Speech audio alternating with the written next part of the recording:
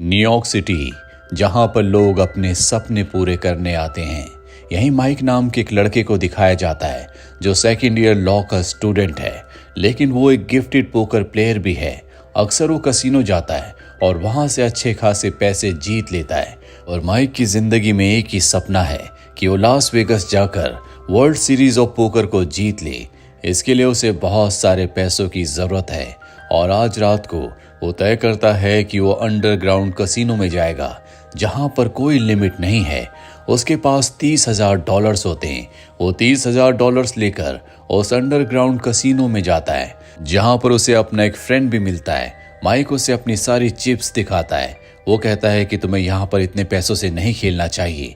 दरअसल ये माइक की पूरी जिंदगी की सेविंग्स है, साथ ही उसके लॉ कॉलेज की फीस भी।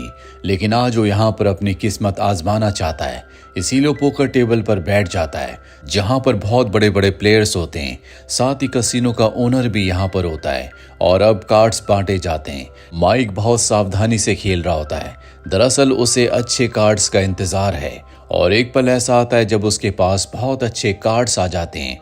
उसके पास जितने भी पैसे होते हैं वो सब के सब उस दांव पर लगा देता है। और जब कसिनो का ओनर अपने कार्ड्स को शो करता है तो उसके कार्ड्स माइक के कार्ड्स से बड़े होते हैं, जिसका मतलब ये है कि माइक अपने सारे पैसे हार गया। माइक पूरी तरह से टूट जाता है और अब वो तय कर लेता है कि वो कभी पोकर नहीं खेलेगा। लॉस वेगस जाकर जो उसका वर्ल्ड सीरीज ऑफ पोकर जीतने का सपना था वो टूट चुका है। मजबूरी में अब उसे डिलीवरी बॉय का काम करना पड़ता है। 9 महीने बीत जाते हैं। माइक ने पोकर को पूरी तरह से छोड़ दिया है। अब एक दिन वो एक पार्सल को डिलीवरी करने के लिए जाता है जहां पर कुछ जजेस, कुछ प्रोसिक्यूटर्स और कुछ प्रोफेसर्स पोकर खेल रहे होते हैं। माइक देखता है कि उनके अंदर पोकर की कोई स्किल नहीं है। यहाँ पर माइक के प्रोफेसर भी होते हैं और जब उनके कार्ड्स देखता है तो उसे सबके कार्ड्स के बारे में एक आइडिया हो जाता है। माइक अपने प्रोफेसर की मदद करता है जिससे वो पोकर की उस बाजी को जीत जाते हैं। साथ ही माइक सबको उनके कार्ड्स के बारे में बताता है। माइक की स्किल को देखकर सब हैरान होते हैं। वो माइक को इनवाइट करते हैं कि वो भी उनके साथ पोकर खेले, लेकिन माइक यहाँ से चला जाता है क्योंकि उसने पोकर छोड़ दिया है। इसके बाद माइक अपने अपार्टमेंट में वापस आ जाता है जहाँ पर वो अपनी गर्लफ्रेंड के साथ रहता है। वो अपनी गर्लफ्रेंड को बताता है कि आज मैं क्लब में गया था जहाँ पर हमारे प्रोफेसर और कुछ जजेस और प्रोसिक्यूटर्स पोकर खेल रहे थे। मैंने अपने प्रोफेसर की मदद की जिससे वो पोकर की बाजी जीत गए। उन्होंने मुझे अपना असिस्टेंट बनाने के लिए ऑफर किया है। हालांकि उसकी गर्लफ्रेंड इस बात से खुश होती है, पर उसे इस बात की भी टेंशन होती है कि कहीं वो एक बार फिर से पोकर खेलना ना शुरू कर दे, क्योंकि वो नहीं चाहती कि वो गैम्बलिंग की दुनिया में दोबारा जाए। वहीं हमें माइक के एक फ्रेंड को दिखाया जाता है जो जेल में होता है। जेल में वो दूसरे कैदियों के साथ पोकर खेलकर पैसे जीत रहा होता है और आज माइक अपने उसी फ्रेंड को लेने जाता है। दरअसल उसके फ्रेंड को आज जेल से रिलीज किया जाएगा। रिलीज होने के बाद वो माइक से मिलता है और उसे बताता है कि जेल में मैंने अपनी पोकर की ट्रिक से बहुत सारे कैदियों को पैसे हराए। दरअसल वो चीटिंग करने में माहिर है और अब उसकी चीटिंग की स्किल्स और भी बढ़ चुकी है। साथ ही उसने बहुत सारे लोगों से लोन लिया है जो कि बहुत ही खतरनाक लोग हैं। अगर उसने उनके पैसे वापस नहीं किए तो वो लोग उसे मार देंगे। वो माइक से कहता है कि तुम भी मेरे साथ पोकर खेलने के लिए चलो, पर माइक कहता है कि मैंने गेम छोड़ दी है। पर माइक को पता है कि उसके दोस्त को उसकी जरूरत है, इसीलिए वो पोकर खेलने के लिए एक जगह जाता है जहां पर बहुत अमीर घर के लड़के आपस में पोकर खेल रहे होते हैं और अभी दोनों भी उनके साथ पोकर खेलना शुरू कर देते हैं। माइक और उसका दोस्त आपस में मिलकर खेलते हैं। माइक का दोस्त जानबूझकर उसे अच्छे कार्ड्स देता है और खुद अपने पास बेकार कार्ड्स रखता है। इन दोनों के आपस में सिग्नल्स भी होते हैं जो कि बहुत ही हिडन है और ये दोनों अच्छे खासे पैसे जीतकर वहां से निकल जाते हैं। पर अब माइक के दोस्त के दिल में लालच आ जाता है। वो माइक से कहता है कि मुझे दूसरे कसिनो ले चलो। माइक उसे एक दूसरे कसिनो में ले जाता है और समझाता है कि यहाँ पर बहुत ही स्मार्ट प्लेयर्स खेलते हैं, इसीलिए तुम्हारी ट्रिक्स यहाँ पर नहीं चलेगी। माइक उसे छोड़कर वापस अपने अपार्टमेंट में आ जाता है जहां पर उसकी गर्लफ्रेंड उससे पूछती है कि कल रात को तुम कहां गए थे। माइक उसे सच नहीं बताना चाहता क्योंकि उसने अपनी गर्लफ्रेंड से वादा किया था कि अब वो कभी पोकर नहीं खेलेगा। इसीलिए वो उसे झूठ कह देता है कि मैं अपने फ्रेंड के साथ घूमने गया था। पर जब उसकी गर्लफ्रेंड उसके कपड़े चेक करती है तो उसमें बहुत सारे पैसे होते हैं। वो समझ जाती है कि माइक एक बार फिर से कसीनो गया था। इसके बाद ये दोनों के दोनों लॉ कॉलेज के कैंपस में जाते हैं, जहां पर उसकी गर्लफ्रेंड उसे समझाती है कि हमारा फ्यूचर बहुत अच्छा है, हम दोनों आगे चलकर लॉयर बनेंगे, तुम्हें कसीनो जाने की कोई ज़रूरत नहीं है। तभी माइक का कसीनो वाला फ्रेंड वहां पर आ जाता है, जो माइक को अपने साथ चलने के लिए कहता है और बाहर जाकर माइक को बताता है कि तुम्हारा फ्रेंड जिस कसीनो में है वहां पर वो ट्रिक से यानी कि चीटिंग से दूसरे प्लेयर्स को पोकर में हरा रहा है, जो कि बहुत ही खतरनाक है क्योंकि जिन लोगों के साथ वो खेल रहा है वो बहुत रेगुलर प्लेयर्स हैं। वो उसकी चीटिंग को, उसकी ट्रिक्स को समझ जाएंगे।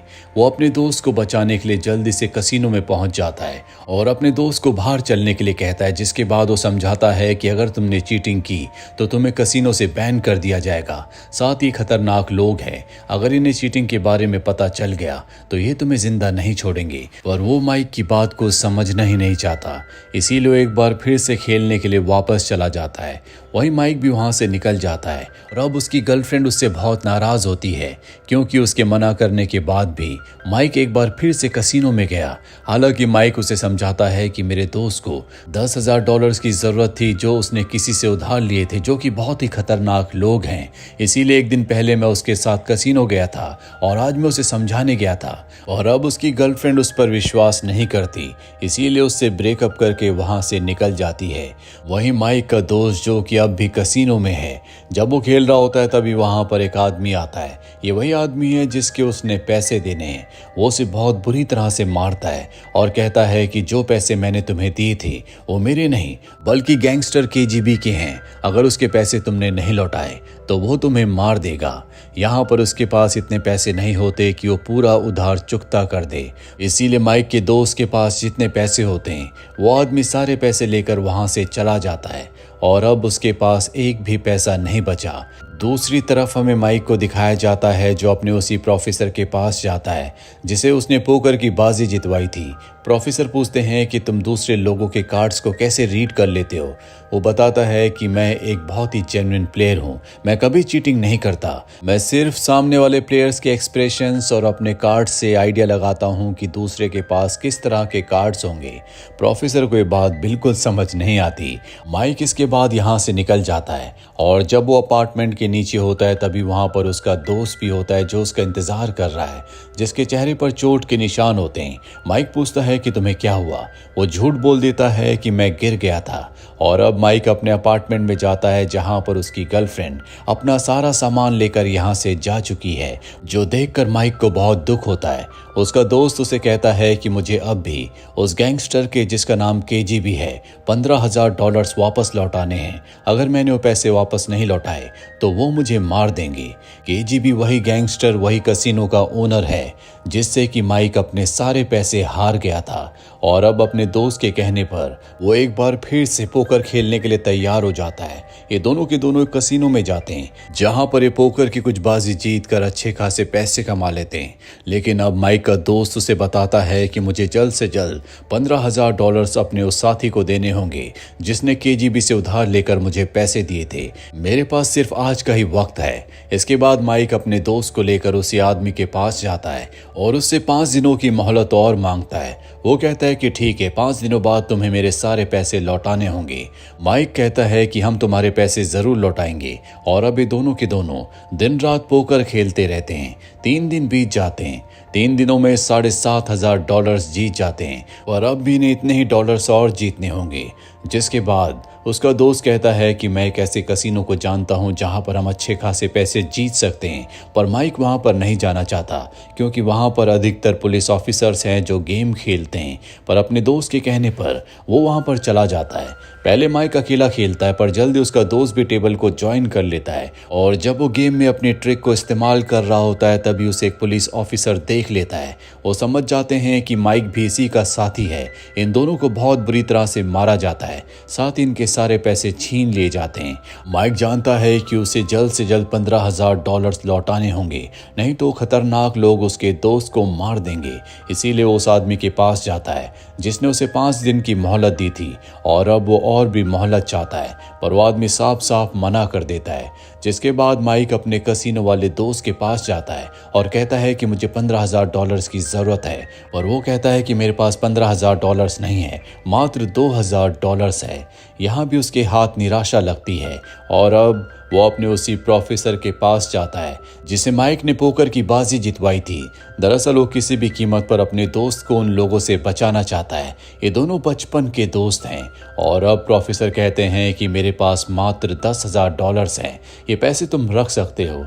माइक को $10,000 मिल चुके हैं, पर अब भी उसे $5,000 की और ज़रूरत है, और ये 5,000 वो पोकर खेल कर ही जीत सकता है। इसीलिए एक बार फिर से वो उसी कसिनो में जाता है जो कि केजीबी का खुद का कसिनो है, जहां पर वो कहानी की शुरुआत में $30,000 हार गया था। वो $10,000 के चिप्स लेता है। केजीबी कहता है कि तुमने अपने दोस्त की गारंटी ली है, तुम्हें आज मुझे मेरे सारे पैसे लौटाने होंगे।